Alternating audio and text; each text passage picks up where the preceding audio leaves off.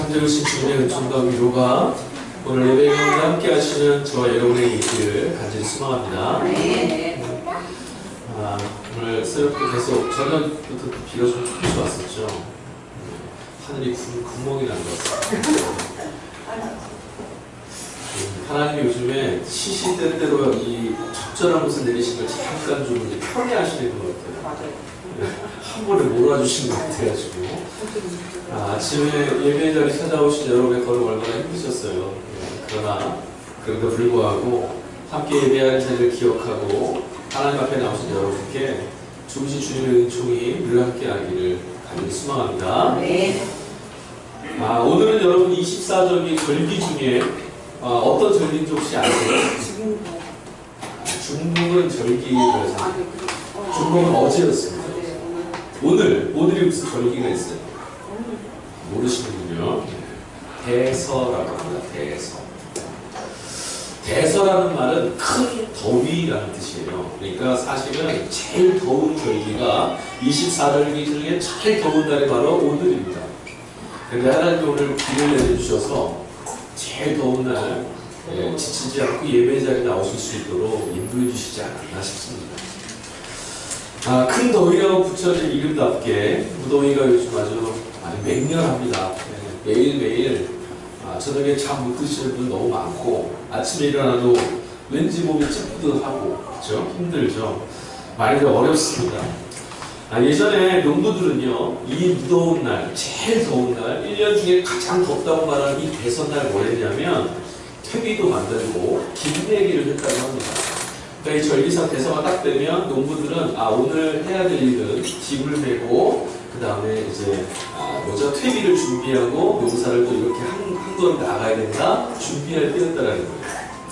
무더위 속에 원하지 않았던 신지도 않았던 잡초가 막 일어나면 농부들 마음이 편할까요? 안 편할까요? 편하지 않죠. 잡초가 막 일어나면 애써 심어놓은 벼가 얻어야 될 양분을 다 빼앗겨 버리거든요. 농사 망칩니다.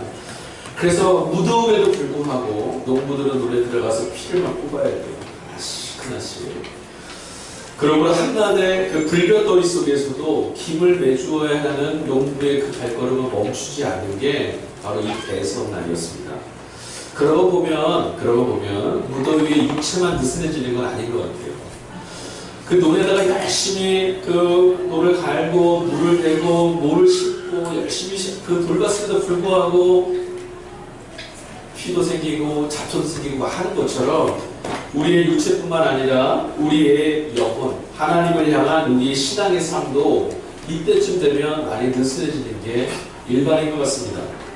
그래서 오늘 이 대설을 맞이해서 김매기 했던 농부들의 마음, 내가 열심히 심었던 이 논이 이 벼이삭들이 자리를 잘 잡고 있는지 쓸데없는 것들이 나오고 있지는 않은지 돌아보는 것처럼 우리들도 이 가장 덥다고 말하는 이 시점 지금쯤에 하나님을 향한 우리들의 영적인 상태는 과연 느슨해지지 않았는지, 하나님을 바라보며 걸어가는 우리 신앙의 삶에 의도치 않았던 것들이 삐쭉삐쭉 지금 자라고 있지는 않은지 돌아볼 수 있는 그런 시간이 되었으면 참 좋겠습니다.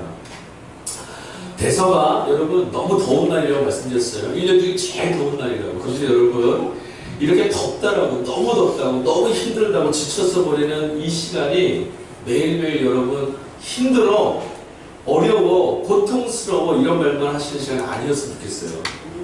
대서가 제일 더운 날이라고 그랬어요. 24절기 중에 이 대서의 앞에 있는 절기와 이 바로 뒤에 있는 절기가 뭔지 아세요? 대서의 앞에 있는 절기가요 소서예요. 소서. 더운 날. 그리고 이 대서를 지나고 나서 맞이하는 절기는 뭐냐면 입추입니다. 입추. 벌써 시원해지지 않습니까? 가을이 이제 오고 있습니다. 제일 더운 이 지점을 지나가고 있다는 얘기는 이제 선선한 바람이 부는 시간이 다가오고 있다는 거예요. 조금만 앞을 내다보면 이렇게 낯설고 힘든 시간도 이제 곧 지나갈 때라는 것이 보여요. 우리에게 찾아온 이 더위가 이제 곧 가을을 향해서, 이미 우리를 향해서 찾아온 가을을 맞이해야 되는 것처럼 저와 여러분의 삶 가운데 경험해야 될 덥고 힘들고 어려운 시간도 하나님이 예비해 놓으신 가장 좋은 날을 향해서 지금 가고 있음을 여러분 볼 수 있기를 간절히 바랍니다. 그러고 보면 자연은 하나님이 만들어 놓으신 손길들을 통해서 우리에게 여러 가지 가르침과 교훈을 주고 있는 것 같아요. 그렇죠? 눈을 조금만 더 뜨셔서 계절이 지나가고 있는 것들을 보시면서 오늘 나의 삶도 하나님의 은총 가운데 지나가고 있음을 여러분 기억하시고 매 순간을 은혜 안에서 승리할 수 있기를 간절히 소망합니다. 사람들은요, 본능적으로 변화보다는 평안함에 안주하는 걸 참 좋아합니다.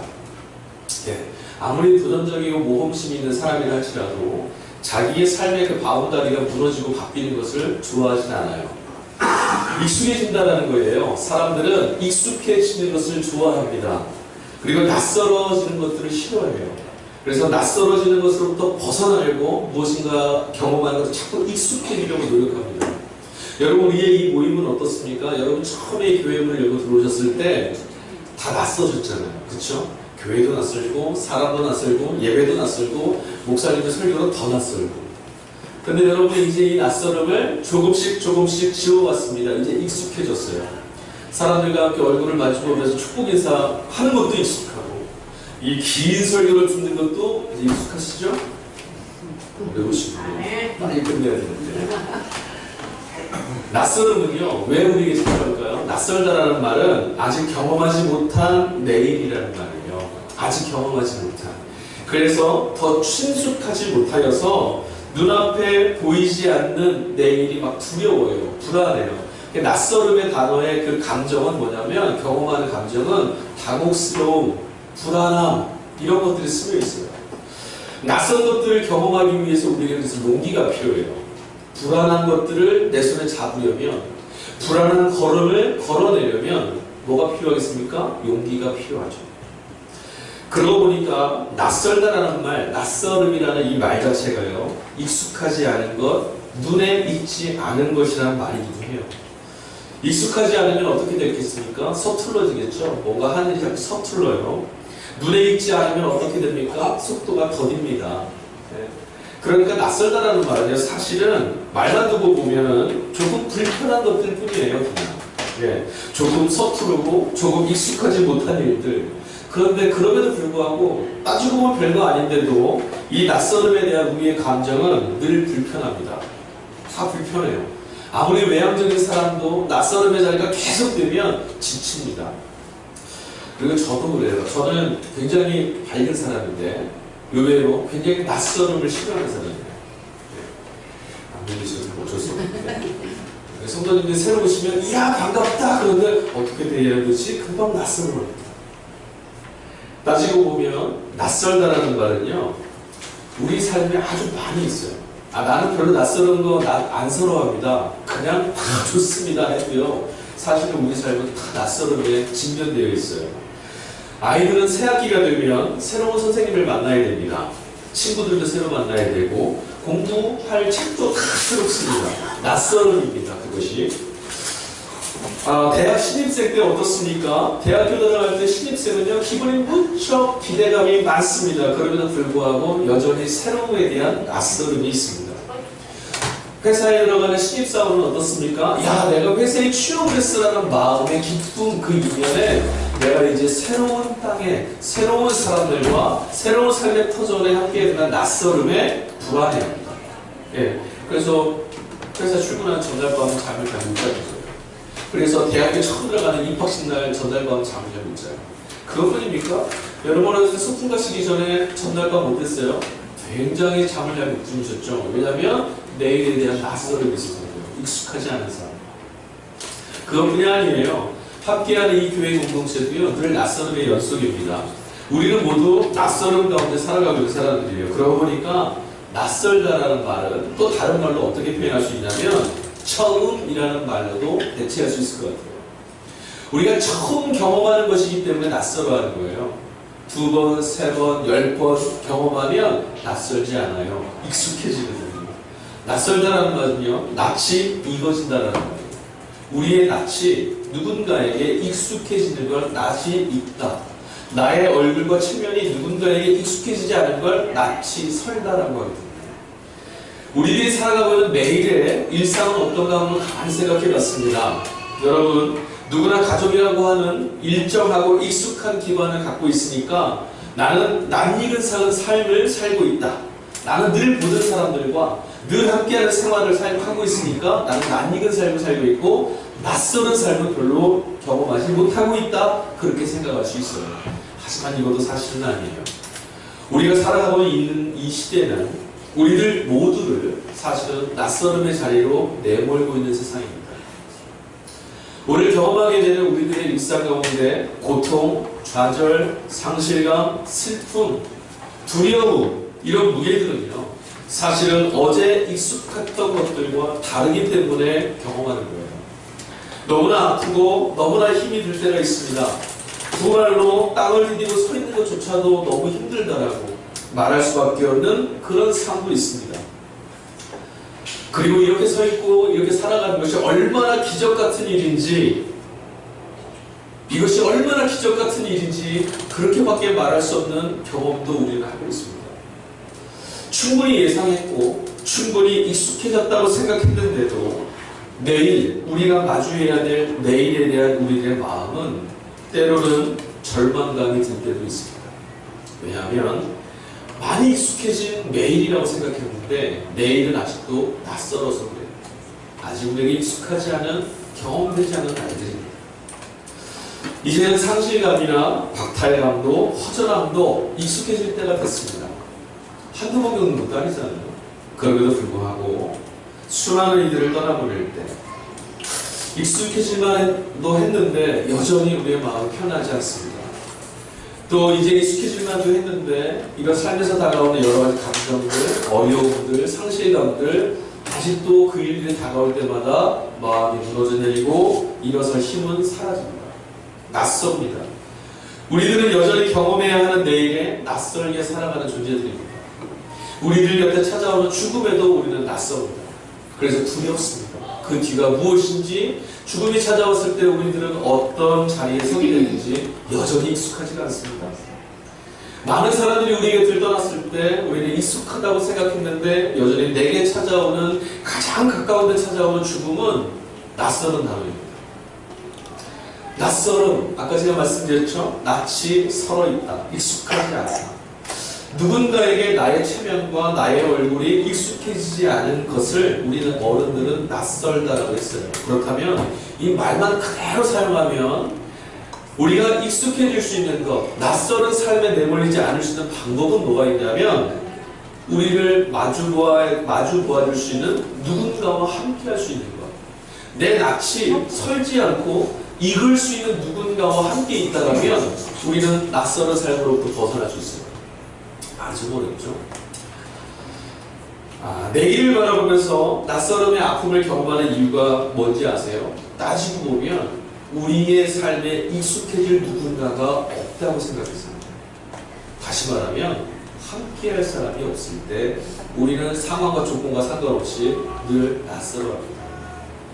예를 들어서 어떤 파티장이 있습니다. 매일 가던 곳이었습니다. 함께 모이는 익숙한 자리입니다. 그런데 그곳에 부르려고 들었더니 아는 사람이 한 명도 없습니다. 다 다른 사람들이 모여있는데 자기들끼리는 아주 유쾌하고 신납니다. 근데 나는 아무도 모르겠어요. 그러면 그 공간이 어떤 것이와 상관없이 나는 낯설음을 경험하는 겁니다. 하지만 처음 가는 곳이라 할지라도 그곳에 있는 사람들이 나와 익숙한 사람들이라면 우리는 낯설지 않아요. 편안할 수 있어요. 여러분이 이 교회에 처음 우리를 들어오셨을 때 왜 낯설었죠? 내가 아는 사람이 없다고 생각합니다. 나만 혼자라고 생각합니다. 근데 여러분이 누군가와, 가장 친한 누군가와 사랑하는 식구들과 손을 잡고 들어오셨다면 그 낯설음은 확 줄어듭니다. 그러니까 이 낯설음은 조건이 되었던, 상황이 되었던, 어떤 것이 되었던 해결할 수 있는 방법은 딱 하나입니다. 내 낯이 익어있는 누군가와 함께 있으면 이 낯설음은 우리에게서 떠나갈 수 있어요. 그런데 문제가 있습니다. 우리 곁을 함께 할 수 있는 이유를 찾는 게 참 어렵더라고요. 요즘에 4차 산업혁명 노래 너무 많이 들으셨죠? 4차 산업혁명이 뭔지 아세요? 저도 잘 몰라요. 근데 하여튼 그것에 대표되는 말 중에 이런 단어가 있더라고요. AI. 들어보셨어요? 인공지능? 안 들어보셨습니까? 정말 알고 보셨어요? 바둑도 전화에 이세돌 구단이 해가지고 졌잖아요. 알파고한테. 그게 알파고가 이게 AI예요. 인공지능. 요즘에 TV에도요 AI가 자주 등장합니다. 우리 삶에 얼마나 가까이 왔냐면 광고를 보면 알아요. 여러분 그런 광고 보셨어요? 어떤 아저씨가 퇴근을 했습니다. 너무 지치고 고뇌에서 들어와서는 누군가에게 말을 걸어요. 나 퇴근했어. 근데 누가 대답을 합니다. 사람은 안 보여. 좀 이따가 뭐 오늘 이런 일이 있어서 저런 일이 있었어. 뭐 빨래 넣었는데 어쩌고저쩌고 대화를 다 해요. 사람은 없어요. 봤더니 조그만 기계가 얘기를 주고가는 거예요. 그 광고 못 보셨습니까? 여러분들 기도와 말씀에만 전무하시고 하나님 나라만 꿈꾸시고 저런 테레비를 안 볼 때에도 어떻게 거기다를 보겠습니까? 저는 그 광고를 보고 사실은 굉장히 충격받았습니다. 그 광고를 보면서 야 살기 좋은 세상이 왔다 이런 생각이 들지 않고요. 참 서글픈 세상이다. 왠지 아세요? 홀로 살고 있는 이들의 말벗이 되어주는 AI, 삶의 일부가 되어주는 AI의 모습을 보면서 너무 낯설음을 보게 됐어요. 다 낯설음에 내몰려 있는데 그의 말벗이 되어줄 사람이 없다는 거예요. 그의 외로움에 버타여줄 사람이 없다는 거예요. 그가 마주보고 있을 만한 사람이 없다는 거예요. 우리가 이런 세상을 살아야 되나? 마주 대화할 수 있는 사람이 없어서 기계와 함께 대화하고 만족을 누리고 행복해하는 모습을 TV 화면에서 표출해주는 거예요. 우리는 과연 사람과 사는 삶을 살고 있는가? 아니면 이렇게 고독하게 살고 있는가? 질문하지 않을 수가 없었어요. 오늘 본문에 같이 읽은 성경 말씀에 한 사람이 등장합니다. 야곱이라는 사람이에요. 저는 개인적으로 성서 속에서 발견되는 수많은 인물들 중에 이 야곱이라는 사람을 참 좋아합니다. 왜냐하면 이 야곱이라는 사람의 모습을 보면 사람 냄새가 많이 나요. 그리고 이 야곱의 삶을 보면 나랑 참 비슷하다. 그닥 나랑 멀지 않은 사람이다. 형편없는 모습도 있고 늘 고통스러움과 괴로움 속을 처절하게 몸부림치는 모습이 참 익숙한 사람의 모습이다 싶어요. 그래서 제가 아마 설교하면서 이 야곱에 대한 이야기 몇 번 나눴을 것 같아요. 이 본문도 제가 작년에 한번 했더라고요. 오늘 교회를 위해서 성서 일과로 이 본문이 주어지지 않았다면 저는 이 본문이 아니라 다른 본문을 선택할 수도 있을 거예요. 그런데 그래도 반가웠습니다. 야곱을 또 만날 수 있어서. 오늘 본문의 야곱이 서 있는 삶의 자리가 어떤 자리냐면 처절하게 낯설은 삶의 자리입니다. 왜 낯설었냐면 사랑하는 가족들 품을 떠나야 했습니다. 그래서 지금 어디로 가야 될지는 알 수 없어요. 그저 아버지에게 들은 삼촌에게 가라는 말만 들었지 그 삼촌 사실 얼굴도 제대로 못 봤습니다. 길을 떠나야 되는데 원해서 떠나는 건 아닙니다. 집에서 쫓겨났습니다. 집에 계속 같이 있을 수가 없습니다. 왜냐하면 형님의 장작권을 훔쳤거든요. 형님이 죽이려고요. 이 집에 더 있으면 무슨 사단이 날지 몰라요. 그래서 아버지 어머니가 나가라. 빨리 도망가라. 그래서 집을 나왔어요. 집을 나와서 걸어왔던 그의 걸음들은 여전히 낯선 걸음입니다. 처음 가는 길들입니다. 광야, 산길, 돌뿌리를 헤치면서 걸어가고 있는데 익숙하지 않은 걸음인데 어떻겠어요? 얼마나 힘들었겠습니까? 발뿌리에 채이는 불 때문에 상처도 있고 넘어지기도 했을 거예요. 그뿐만 아니죠. 그것보다 더한 아픔이 있어요. 뭐냐면 지금 자기 곁에 함께하리가 없다는 거예요. 언제나 자기 편이었던 어머니도 지금 그렇게 있지 않습니다. 어머니도 말합니다. 빨리 길을 떠나라. 아버지 이삭도 얘기합니다. 네가 몹쓸 짓을 했지만 살고 가야 되지 않겠냐. 나가라. 이곳에 같이 있을 수 없다. 가라. 아버지 어머니가 지금 야곱과 길 같이 못 갑니다. 자신의 편이었고 자신만 사랑해준 이들을 있었다고 했지만 그들도 지금 야곱의 걸음을 함께 걷지는 못해요. 그러니 아까 말씀드린 것과 똑같아요. 야곱이 지금 경험하는 모든 장면들은 낯이 익은 사람들이 함께하지 못하니까 다 낯서는 자리예요. 두렵고요, 불안하고 무섭습니다. 그리고 슬퍼요. 고독합니다. 원인은 자신에게 있었지만 내버린 이 삶이 참 서럽습니다. 지금 이 고향으로 돌아가는 다시 발걸음을 돌리면 사랑하는 이들과 그들은 지금 평안한 가운데 낯익은 자리에 익숙함의 자리에 안락함의 자리에 있는데 자기 혼자 낯설음의 자리에서 뚝 떨어져 나갔습니다. 그를 끔찍하게 사랑했던 어머니, 자기가 저주를 받아도 좋다고 말했던 그 어머니도 지금 같이 있지 못합니다. 고독한 사람 야곱입니다. 근데 따지고 보면 우리 모두는 실상은 다 야곱처럼 고독한 사람들이에요. 예, 비도 우중충한데 제가 그렇죠? 실업의 대철학자라고 말하는 아리스토텔레스라고 하는 사람이 있습니다. 이 사람이 뭐라고 말했냐면 사람은 사회적 동물이다 이런 말을 했어요. 이 말은 사람은 함께하지 못하면 존재할 수 없다는 얘기예요. 그런데 여러분 그거 아세요? 이 말처럼 누구나 사람 홀로 있지 않고 다 같이 모여서 살려고 애쓰거든요. 하다못해 두 명이서 가족이라도 만들어서 그 안에 함께 해야만 안정감을 누리며 살 수 있어요. 그리고 사회라는 조직, 우리는 지금 교회라는 공동체로 우리 함께 모여 있습니다. 그런데 아무리 많고 아무리 복잡한 공동체 안에 우리가 있고 발견되어도 그 안에 실상 각 개인들은 늘 고독한 한 사람입니다. 모두가 다 행복해도요, 한 사람의 아픔은 그 속에서 지워지지가 않습니다. 누구나 다 편안하다고 말하지만 한 사람의 불편함은 지워질 수가 없습니다. 여러분, 우리나라 참 살기 좋은 세상입니다. GDP가 뭐 몇만 불이 될 거냐는 계획을 갖고 선진국을 향해서 막 달려갑니다. 그러나 이 시대 가운데 여전히 한 끼를 걱정해야 되는 고독한 사람이 있습니다. 오늘 우리는 이곳에 모여서 하나님의 사랑과 은혜를 경험하고 함께 그 일들을 감사하고 예배하지만 누군가는 이 수많은 사람들 사는 이 세상 누군가는 지금 고통 속에 고독 속에 버려져 있습니다.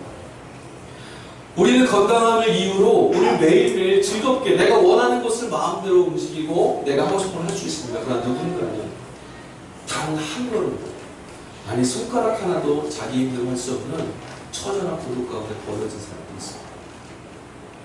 가족이 다 함께함으로 함께하는 공동체라고요? 예, 사람도 나누고 함께합니다.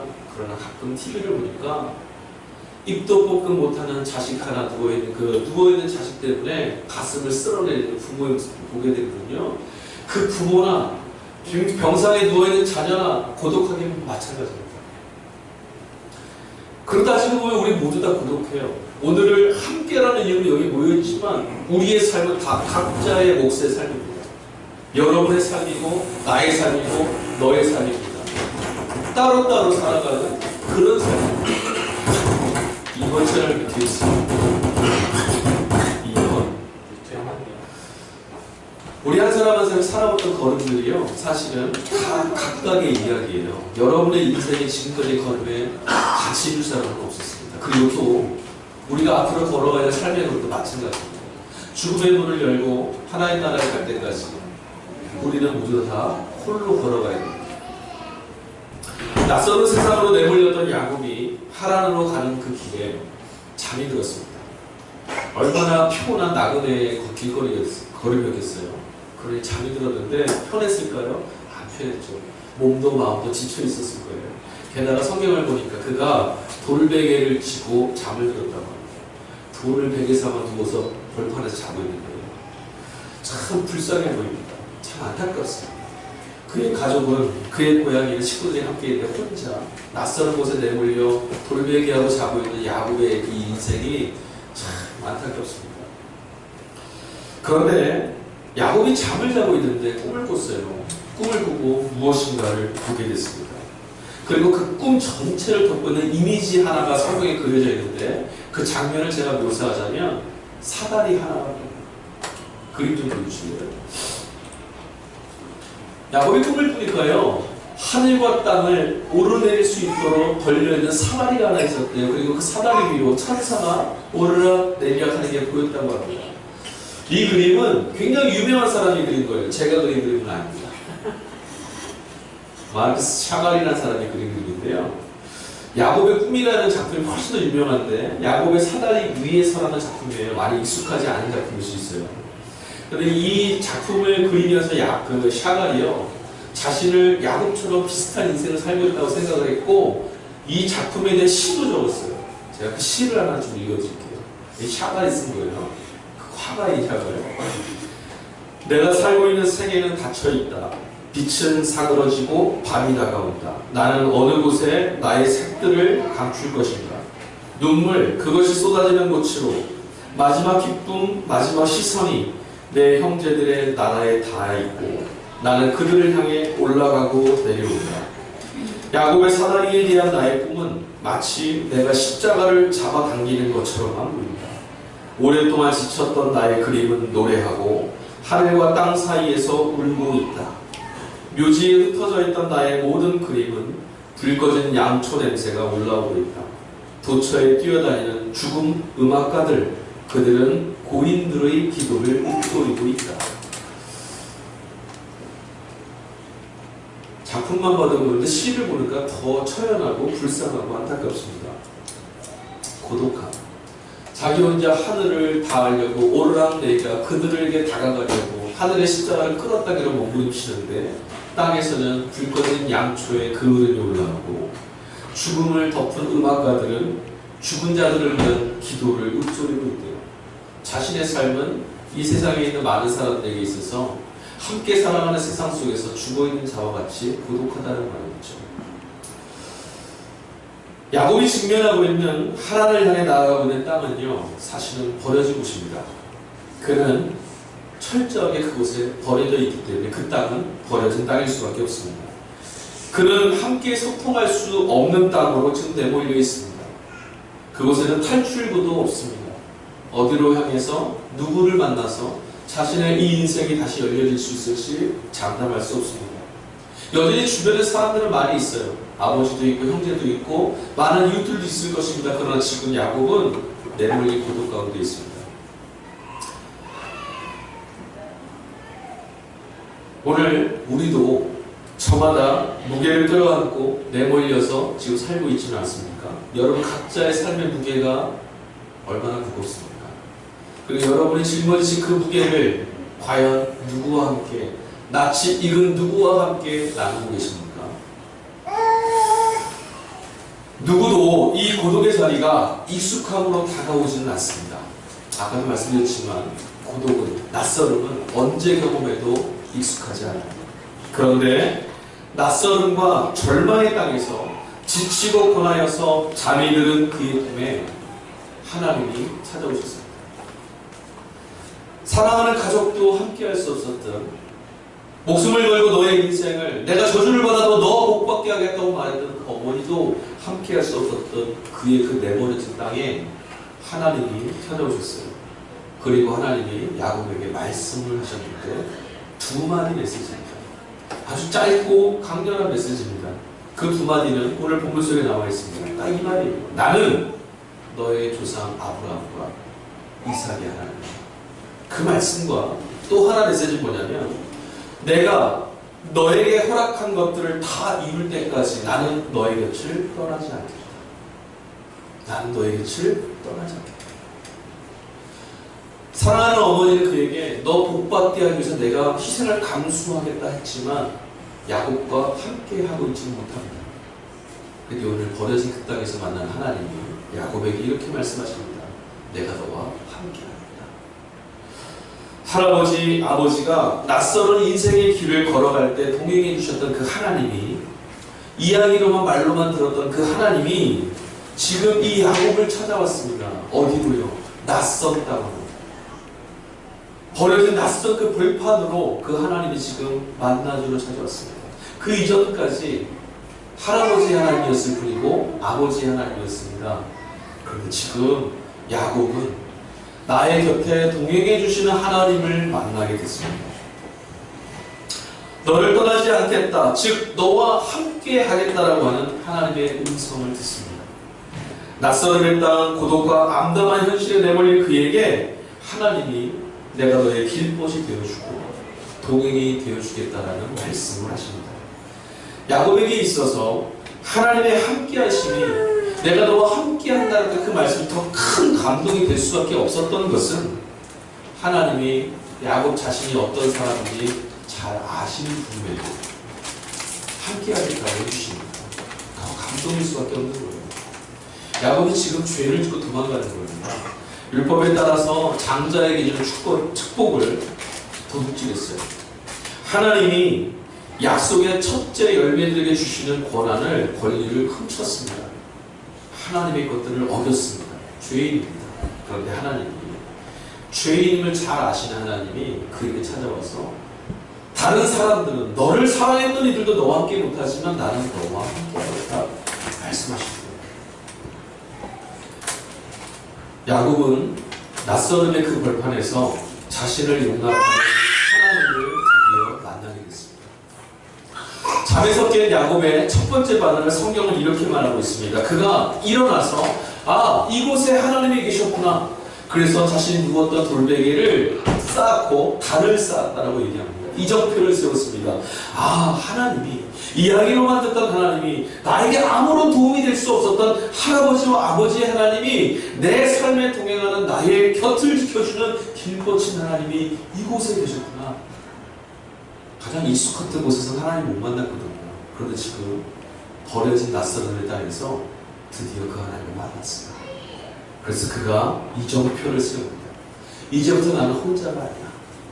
하나님이 나와 함께 해주신다고 해서 이제부터는 내가 여기까지는 홀로 걸어왔지만 지금까지 식구들과 함께 사람들과 함께 있다고 생각했는데 알고 보니 혼자 걸어오는 삶이었던 이 걸음이었는데 이제 하나님과 함께 걷게 되었다.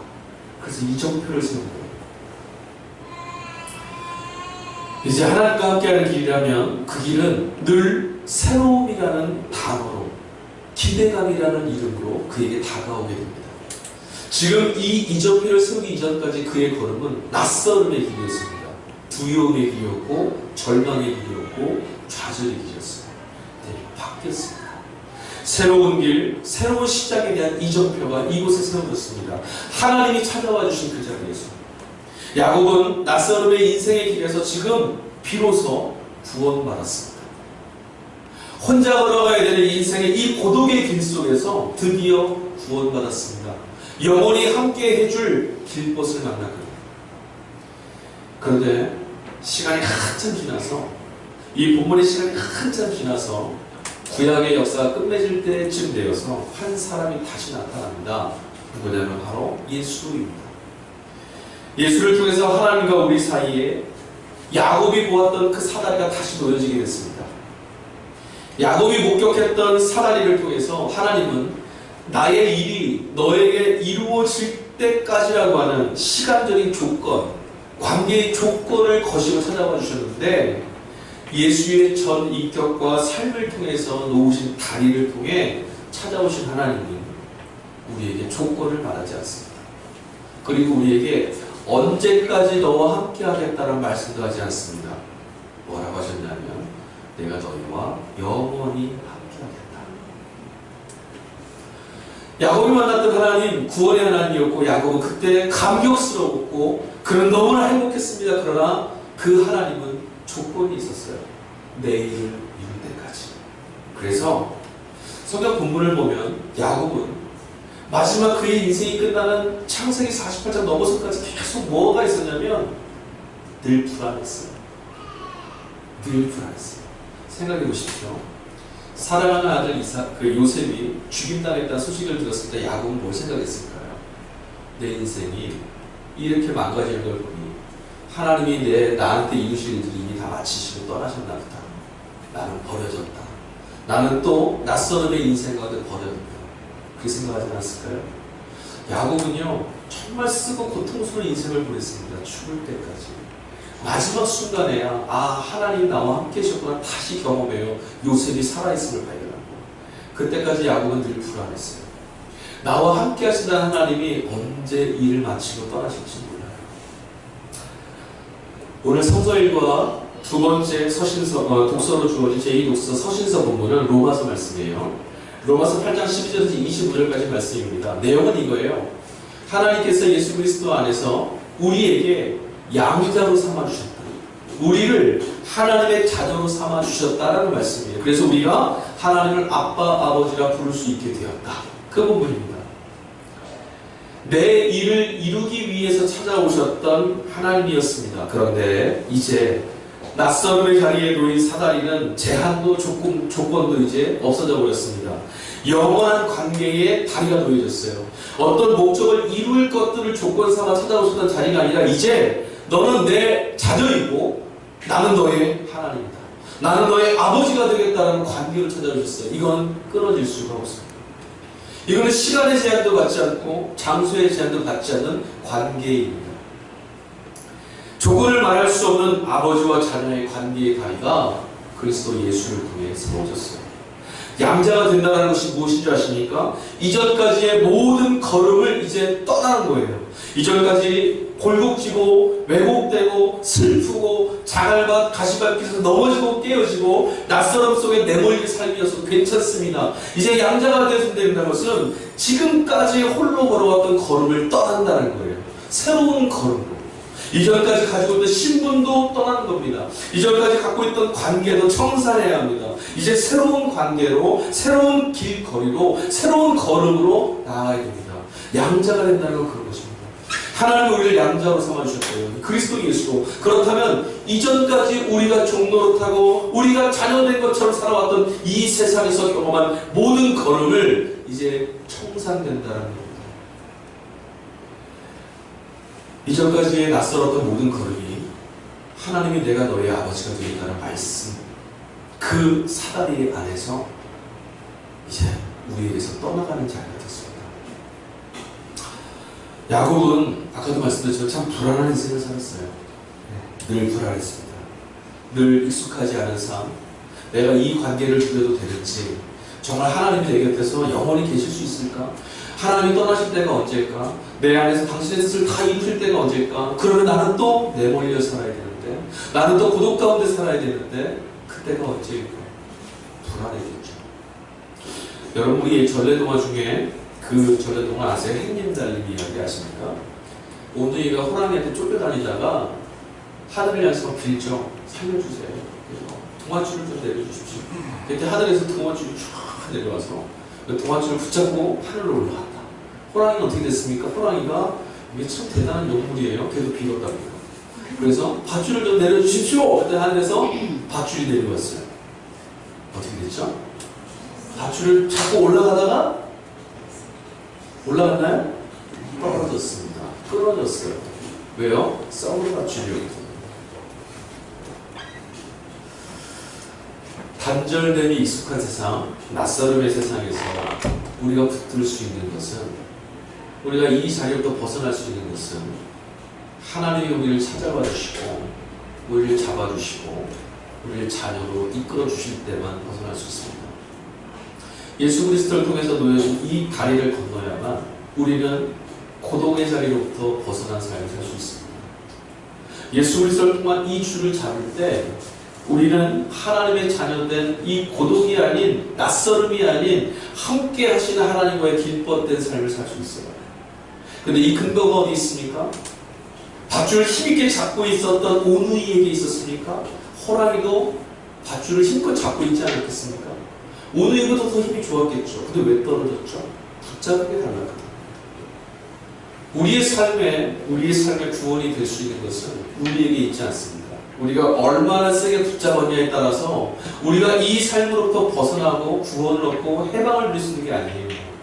우리가 구원을 얻을 수 있는 것은, 우리가 영원한 해방감을 누릴 수 있는 것은, 언제가 될지 어떻게 또 바뀔지 이런 불안감 없이 살 수 있는 것은 우리에게 내려온 이 밧줄이 얼마나 좋은 줄이냐, 여기에 달려있지 않습니까?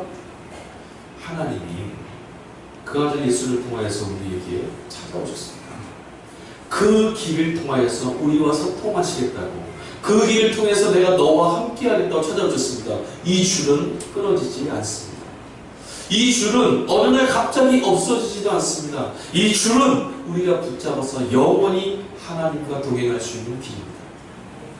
그런데 우리는 이 낯설은 삶의 자리에서 하나님이 함께해 주시는 위로함의 삶을 누리게 되었습니다.